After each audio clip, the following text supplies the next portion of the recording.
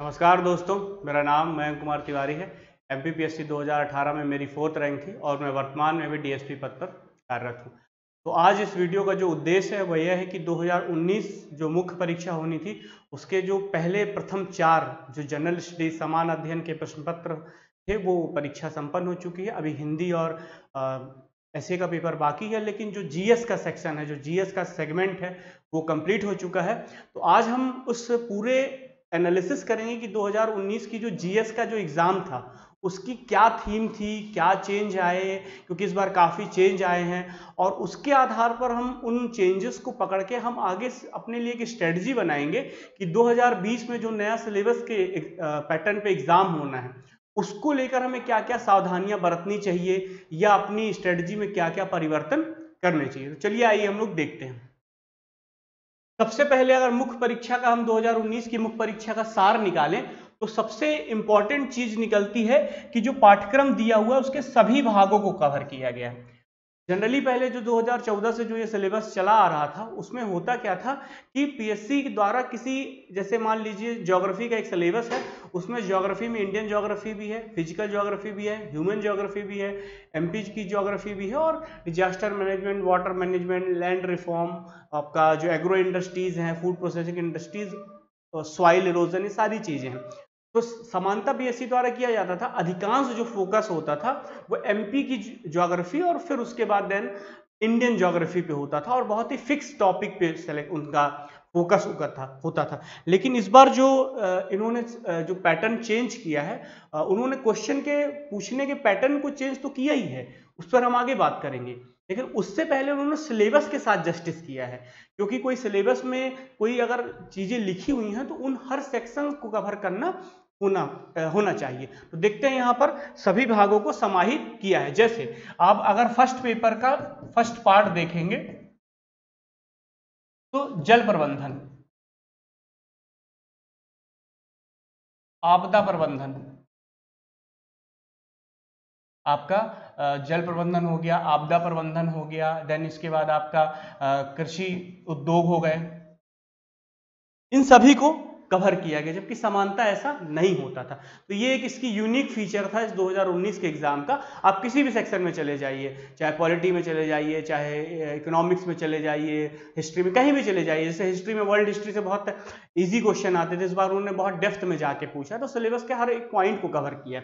दूसरी चीज क्या है, जो प्रश्न, यही जो बात मैंने बोली है कि इन विषयों पर अधिक बल दिया गया जहां अभी तक नहीं पूछे गए थे, अभी तक जहां से प्रश्न नहीं पूछे गए थे। जैसे जल प्रबंधन का एक प्रश्न है कि जल के विवेकपूर्ण उपयोग की दृष्टि से सिंचाई की नवीन तकनीकी का, तो अभी तक ये सेक्शन लगभग छूटा हुआ था, यहां से क्वेश्चन लगभग नहीं आते थे। ठीक है, तो आपके लिए ये एक बहुत ही मतलब एक मेरा एनालिसिस था कि ये बहुत अच्छा। दूसरी जो परिवर्तन आया है प्रश्नों की प्रकृति में, जो क्वेश्चन पूछने का पैटर्न था वो पहले बहुत ज्यादा फैक्ट बेस्ड होता था। जैसे इसका एक एग्जांपल हम लेके समझते हैं। पहले प्रश्न ये आता था कि जैसे इसको हम आपदा प्रबंधन को देखते हैं, जैसे मान लीजिए हम देखते हैं कि राज्य सूचना सर्वोच्च न्यायालय के केंद्रीय मंत्रिपरिषद के प्रमुख के रूप में प्रधानमंत्री की क्या शक्तियां हैं। ये बिल्कुल फैक्चुअल नेचर का प्रश्न है, इसमें भी फैक्चुअल नेचर के प्रश्न शामिल हैं, लेकिन साथ ही साथ जो कॉन्सेप्ट बेस्ड प्रश्न हैं वो भी शामिल हैं। जैसे राज्य के नीति निर्देशक सिद्धांतों का उद्देश्य जनता के कल्याण को प्रोत्साहित करने वाली सामाजिक व्यवस्था का निर्माण है, स्पष्ट कीजिए। देखिए यहां पर आपसे डायरेक्ट नीति निर्देशक तत्व नहीं पूछे गए हैं, ना ही निर्देशक तत्वों को सामाजिक समाजवादी, गांधीवादी अलग अलग ट्रेंड पूछा गया है। यहां पर आपसे नीति निर्देशक तत्वों का महत्व पूछा गया है कि वो सामाजिक आर्थिक लोकतंत्र की स्थापना में कितने सहायक हैं। तो अब सिर्फ और सिर्फ फैक्ट पे प्रश्न पूछना पीएससी ने लगभग बंद कर दिया है। प्रश्न पूछे गए हैं लेकिन सिर्फ फैक्ट पर प्रश्न नहीं पूछे गए हैं। तो दूसरा ये चेंज था कि कॉन्सेप्ट बेस्ड क्वेश्चन पूछे गए हैं। तीसरी चीज हम देखते हैं करंट अफेयर्स। करंट अफेयर्स बहुत चर्चा में रहा है। करंट अफेयर्स को बहुत ज्यादा हर पेपर में करंट अफेयर्स का एक एंगल जरूर रहा है, चाहे वो हिस्ट्री को अगर हम छोड़ देते हैं तो geography, polity, social issues, economics, science, इन सभी में करंट का एंगल जरूर रहा है। इसके बारे में हम आगे डिस्कस करेंगे कि किस प्रकार से करंट ने अपनी भूमिका करंट अफेयर्स ने निभाई है क्वेश्चन फॉर्मेशन में और उसके आंसर में। जैसे प्रश्न पूछने का पीएससी ने एक नया ट्रेंड विकसित किया है, विकसित नहीं मुझे कहूंगा अडॉप्ट किया है। यूपीएससी या जो आरएएस का एग्जाम होता है उसमें होता क्या है, जैसे कोई क्वेश्चन है, जैसे मान लीजिए कोई प्रश्न है, जैसे बेसिक टॉपिक है, जैसे बेसिक टॉपिक है ग्रामीण साख। इसको पीएससी ने, पहले क्या होता था, ग्रामीण साख के स्रोत बताइए, बेसिक क्वेश्चन। अभी भी क्या किया है इन्होंने, बेसिक टॉपिक बेसिक उठाया है जो आपके सिलेबस में लिखा है ग्रामीण साख, लेकिन साथ ही साथ आप देखेंगे आपके ऊपर एक करंट की कैप लगा दी उस क्वेश्चन पे। करंट की कैप, जैसे आप हम इस प्रश्न को पढ़ते हैं कि सेवा क्षेत्र दृष्टिकोण का मूल्यांकन करते हुए ग्रामीण ऋण पर इसके प्रभाव बताइए। देखिए अब यहां पर आपसे टॉपिक बेसिक टॉपिक ग्रामीण साख है, लेकिन करंट की कैप क्या है, सर्विस एरिया अप्रोच। ठीक है, ये तो उन्होंने किया क्या है कि बेसिक जो ट्रिगर होता है, जैसे क्वेश्चन पूछने का जो ट्रिगर होता है, जैसे मान लीजिए मैं आपसे पूछता हूं एक प्रश्न, दूसरा मैं आपको डिस्कस करता हूं कि मान लीजिए इसको हम इस प्रश्न को ऐसे देखते हैं, जैसे सेज आपका बेसिक टॉपिक है, बेसिक टॉपिक से प्रश्न बन गया, लेकिन उसको एज इट इज ना पूछ के कि सेज के एक्ट के बारे में बताइए, सेज का क्या महत्व, उन्होंने क्या पूछ लिया आपसे कि भारत विशेष आर्थिक क्षेत्र औद्योगिक विकास विनिर्माण एवं निर्यात हेतु एक इंजन है, विवेचना कीजिए। देखिए तो यहां पर उन्होंने जो उसका करंट में जो, देखिए भारत में सेज फेल हो चुके हैं, अब भारत न्यू मॉडल सेज बना रहा है, बड़े बड़े सेज बना रहा है, जो चाइनीज मॉडल था सेज का वो इंडिया में अप्लाई नहीं हो पाया है। ठीक है, तो उसको चेंज कर रहे हैं, तो ये करंट से उन्होंने उसको टच कर दिया। तो अब जो प्रश्न पूछने की प्रकृति रहेगी अगले जो आगामी 2020 का एग्जाम है उसमें यही प्रकृति रहेगी कि बेसिक टॉपिक से प्रश्न बनेगा, लेकिन उसके साथ करंट की कैप रहेगी, उसको एनालाइज कराया जाएगा। ठीक है, एक तो ये हो गया। दूसरा अगर हम बात करें कि करंट अफेयर्स, एक तो क्वेश्चन के लिए करंट उससे ऐड करके क्वेश्चन पूछ देते हैं कि करंट अफेयर्स का, जैसे कि मैंने बताया कि सर्विस एरिया अप्रोच मौद्रिक उसमें ग्रामीण ऋण में कैसे वो है। ठीक है, दूसरा हम देखते हैं जो करंट अफेयर्स दूसरे किस तरीके से लाभदायक होते हैं क्वेश्चन पूछने के लिए। देखिए यहां पर क्वेश्चन का टॉपिक हमेशा सिलेबस से आएगा, लेकिन जो दूसरे तरीके से करंट अफेयर्स हेल्प करेगा वो कैसे करेगा, क्वेश्चन बनाने में। इसका मैं आपको एक एग्जांपल देता हूं। राज्यपाल और मुख्यमंत्री, आज के टाइम में पूरी जो चल रही सहकारी संघवाद का नारा दिया जा रहा है, लेकिन आप वास्तविकता में देखेंगे दलगत राजनीति भारतीय राजनीति में इतनी हावी है कि केंद्र सरकार राज्य सरकार के मध्य राज्यपाल को लेके, राज्यपाल की शक्तियों को लेके, राज्यपाल का सामान्य जो शासन प्रशासन उसमें हस्तक्षेप को लेके एक बहुत बड़ा विवाद है।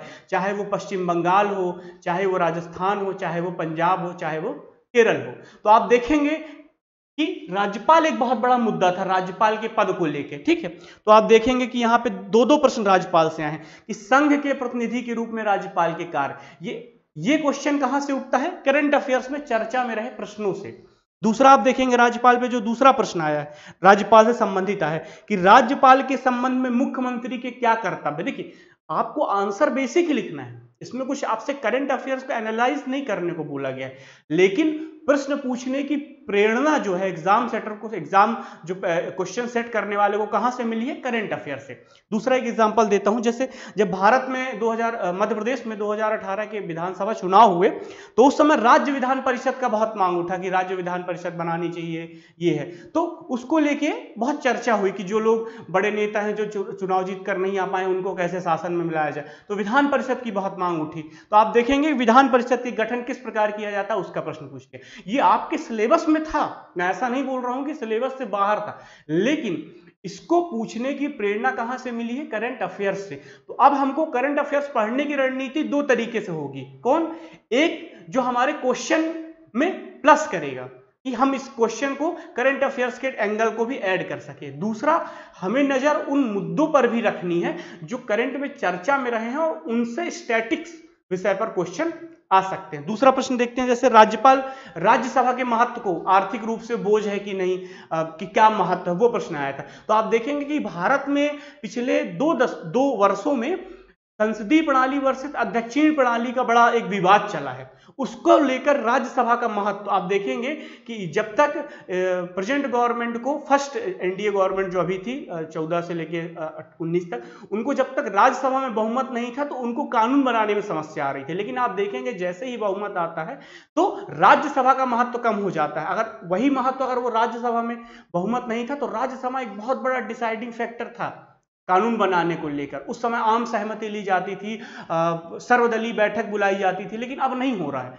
ये एक मुद्दा चला आ रहा था राज्यसभा के महत्व को लेकर, तो उसको आपका स्टैटिक क्वेश्चन बना दिया करंट अफेयर से प्रेरणा लेकर। तो करंट अफेयर्स दो तरीके से लाभदायक है। एक क्वेश्चन में करंट अफेयर्स का कोई एंगल आप ऐड करेंगे अपने आंसर में, दूसरा वो करंट अफेयर्स में चर्चित मुद्दे जो आपके स्टैटिक्स विषय के क्वेश्चन बन सकते हैं। अब देखिए 2019 मुख्य परीक्षा का एग्जाम तो हो गया, जिन लोगों ने एग्जाम दिया उन सबको मेरा शुभकामना है कि सभी लोग अधिक सफल हों, ठीक है, अधिक से अधिक नंबर पाएं। लेकिन जिन लोगों ने एग्जाम नहीं दिया है, 2020 के मेंस का एग्जाम देने वाले हैं, उनके लिए ये सीख है। क्यों सीख है? क्योंकि परिवर्तन दो तरीके से होता है, एक होता है सैद्धांतिक और एक होता है कार्यकारी, मतलब उसको एग्जीक्यूट कर दिया। तो सैद्धांतिक तौर पर परिवर्तन हो चुका है, चाहे वह सिलेबस का हो और चाहे वो कॉपी के पैटर्न का हो, दोनों चेंज इसी एग्जाम में कर दिए गए। 2020 में नया सिलेबस आ गया है, 2019 के एग्जाम में न्यू कॉपी का फॉर्मेट आ गया। लेकिन एग्जीक्यूट करना, चलिए हमने सिलेबस तो चेंज कर दिया लेकिन हम क्वेश्चन वैसे ही पूछेंगे, तो ये भी हो गया है। 2019 के एग्जाम में एमपीपीएससी ने अपना एग्जीक्यूशन भी सुधार लिया कि हमने जो नया सिलेबस दिया है उस पर हम क्वेश्चन कैसे पूछेंगे। तो ये एक हमारे लिए रणनीति है, हम सीख सकते हैं कि आगे भविष्य में हमको किस तरीके से या किस रास्ते में या किस मार्ग में चलना है। तो सबसे पहले देखेंगे सिलेबस के प्रत्येक यूनिट को कवर करना आवश्यक है। इस बार उन्होंने दिखा दिया कि हम हर एक क्षेत्र से, हर एक एरिया से क्वेश्चन पूछ रहे हैं, और अब करना जरूरी ही नहीं, अनिवार्य हो गया है, क्योंकि प्रत्येक यूनिट से अब 30 अंक के प्रश्न आने हैं। तो ये तो आपको सबको पता होगा। दूसरी चीज, करंट अफेयर्स की भूमिका बहुत बड़ी महत्वपूर्ण होगी। अब हमको करंट अफेयर्स की प्रीलिम्स एग्जाम के लिए कि कौन राज्यपाल किस प्रदेश के हैं, किसकी नियुक्ति कहाँ हुई है, कौन किस पर है, यहां तक सीमित नहीं रहना है, बल्कि हमें न्यूज़पेपर के एडिटोरियल्स, सोशल मीडिया साइट, चाहे यूट्यूब हो चाहे आपकी ट्विटर हो, इस तरह की चीज़ों में आपको रेगुलर जो मुद्दे चल रहे हैं उनको आपको समझना है, उनसे आपको अपना करंट अफेयर्स का जो डेटा है वो भी निकालना है, और साथ में ये भी ध्यान रखना है कि कहीं कोई इससे स्टैटिक्स पोर्शन तो नहीं है। अगर स्टैटिक पोर्शन है तो उसको भी तैयार करना है। जैसे मान लो राज्यसभा का कोई विवाद पुनः शुरू होता है, या विपक्ष के दलों का विवाद शुरू होता है, या कैग पर कोई कार्य शुरू होता है, या कोई डिबेट शुरू होती है, तो आप संभवतः इसको कैग को तैयार करके जाइए कि कैग पे स्टैटिक्स क्वेश्चन आ सकता है। तो इस प्रकार से करंट अफेयर्स बहुत ज्यादा महत्वपूर्ण हो जाएगा मेंस एग्जाम में को लेकर, जो अभी तक उतना ज्यादा पीएससी में नहीं था। दूसरा, शब्द सीमा बहुत बड़ा मैटर है। तो हमें यह ध्यान रखना है कि अब हमको शब्द सीमा, जैसे 3 अंकों में हमको काफी कम लिखना है, तो आपके पास शॉर्ट नोट्स बहुत अच्छे होने चाहिए। दूसरा, 50 शब्दों के प्रश्न लिखने हैं, उत्तर लिखने, तो इसमें तो आपको बहुत कम समय में, बहुत कम स्पेस में बहुत अच्छा डेटा या मतलब अपना आंसर फॉर्मेट करना है। उसके लिए आपको सिर्फ और सिर्फ यही करना है कि अपने शॉर्ट नोट्स को प्रिपेयर करते चलना है, क्योंकि आप कम टाइम में जब कीवर्ड्स में आप नोट्स बनाएंगे तभी आप कीवर्ड्स में उसको लिख पाएंगे। दूसरा, 200 शब्द, पहले 300 में लिखा जाता था, अब 200 में, तो यहां पर भी इन्होंने वर्ड लिमिट लगा दी। मतलब अब हमें कम से कम शब्दों में अच्छे से अच्छा उत्तर लिखने का प्रयास करना है। तीसरा, सिलेबस काफी वाइड हो गया, बहुत ज्यादा, मतलब आप सिलेबस में मुझे नहीं लगता कि जनरल स्टडीज या ह्यूमैनिटीज का कोई भी ऐसा सब्जेक्ट बचा है जो नहीं ऐड ऑन किया। तो सिलेबस बहुत बड़ा है और उसके हर यूनिट को कवर करना जरूरी है, और उसके साथ करंट अफेयर्स को, साथ ही साथ कॉन्सेप्ट क्लियर। देखिए अब सिर्फ वो जमाना गया कि आप फैक्ट पढ़ के कि जैसे मैं आपको कुछ प्रश्न दिखाता हूं कि राष्ट्रीय आय लेखांकन के महत्व को बताइए, ठीक है। अब राष्ट्रीय लेखांकन की विधियां तो हमको पता है क्योंकि पूछी जा रही हैं, लेकिन उसकी क्या इंपॉर्टेंस है, जैसे कोविड के जन्म मृत्यु समांक क्या होता है, उसका क्या महत्व है, लेकिन उन्होंने पूछ लिया कोविड-19 के दौरान क्यों बढ़ गया है, ये चीज है। तो आपको इस टाइप की कॉन्सेप्चुअल क्लियरिटी किसी भी टॉपिक पे चाहिए, ना कि सिर्फ फैक्ट के पीछे भागना है, ठीक है। अब देखते हैं हम, आपको रेफरेंस बुकों के महत्व बहुत बढ़ जाता है। देखिए रेफरेंस बुकों का बहुत बढ़ जाता है, इसको मैं थोड़ा एलोबरेट करना चाहूंगा। रेफरेंस बुक का अर्थ ये होता है कि एक विषय पर मानक पुस्तक। रेफरेंस बुक दो तरीके, एक तरीके जैसे एक मान लीजिए एम लक्ष्मीकांत और एक होती है डीडी बसु, या अपने जो डीडी बसु मान लीजिए, या अपने ये मान लीजिए वो लक्ष्मीकांत। तो डीडी बसु बुक कभी भी प्रशासनिक या सिविल सेवा तैयारी के लिए नहीं लिखी गई, लेकिन लक्ष्मीकांत रेफरेंस बुक किसके लिए लिखी गई है? सिविल सर्विसेज के लिए। तो वो एक तरीके के नोट्स पैटर्न में ही है, ठीक है। तो रेफरेंस बुकों को ज्यादा से ज्यादा पढ़िए। साथ ही साथ अब नोट्स की इंपॉर्टेंट बहुत ज्यादा है, नोट्स की इंपॉर्टेंट बहुत ज्यादा है, क्योंकि इतना बड़ा सिलेबस और हर छोटी सी यूनिट के लिए एक रेफरेंस बुक पढ़ना स्टूडेंट के लिए पॉसिबल नहीं है। अगर है भी तो बहुत ज्यादा लेंदी प्रोसेस है और समय कम है। तो इसके लिए जो Vivekananda institute for civil service है, VICS द्वारा 2020 जो मुख्य परीक्षा का जो नया सिलेबस है, उसको लेकर सिलेबस के अकॉर्डिंग नोट्स हिंदी मीडियम में मार्केट में प्रोवाइड करा दिए जाएंगे। तो उसके लिए आपको एक हेल्प मिल जाएगी। साथ ही साथ आप अपने करंट अफेयर्स को प्रिपेयर करते चले, न्यूज़पेपर पढ़ने की हैबिट डालें, एटलीस्ट दैनिक जागरण का राष्ट्रीय संस्करण तो पढ़ें ही, ठीक है। साथ ही साथ आप रेफरेंस बुकें को पढ़ना प्रारंभ करें, ठीक है। तो आपकी स्ट्रेटजी VICS संस्थान के नोट्स और सेलेक्टेड रेफरेंस बुक और न्यूज़पेपर, इसको आप प्रिपेयर करना शुरू करें। तो ये रही हमारे टोटल जो आज का पूरा डिस्कशन था, वो 2019 की जो क्या हमने उससे सीखा, क्या सार था, और 20 में उसको हम क्या क्या उससे सीख कर हम कैसे अप्लाई करेंगे, आगे की रणनीति को बनाएंगे। तो आप सभी का धन्यवाद।